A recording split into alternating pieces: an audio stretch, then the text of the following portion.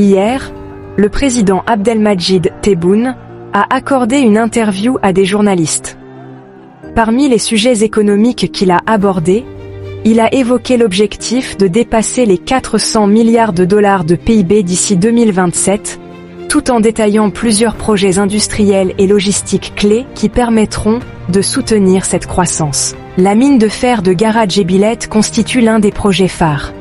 Selon le président, son exploitation devrait permettre d'économiser environ 1,5 milliard de dollars par an, actuellement dépensés pour l'importation de minerais destinés aux complexes sidérurgiques d'Oran, Jijel et Annaba.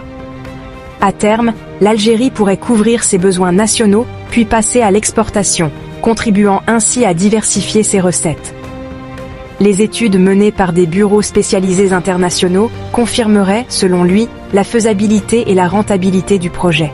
Cette production s'accompagne de la mise en service de la ligne ferroviaire Gara Djebilet Tindouf Béchar, récemment inaugurée.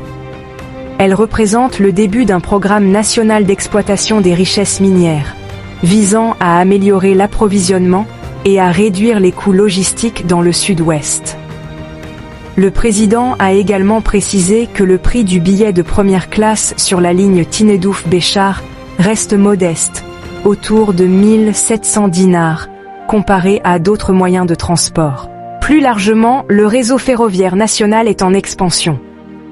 La ligne Alger-Tamanrasset devrait être opérationnelle en 2028 si le calendrier est respecté, tandis que le raccordement d'Adrar est prévu entre fin 2026 et début 2027.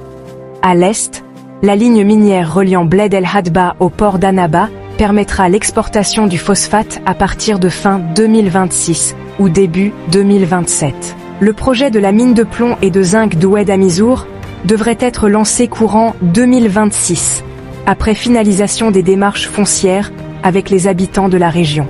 Concernant le commerce extérieur, le président Abdelmadjid Tebboune a rappelé que les exportations hors hydrocarbures ont atteint 5 milliards de dollars, contre 1,5 milliard auparavant.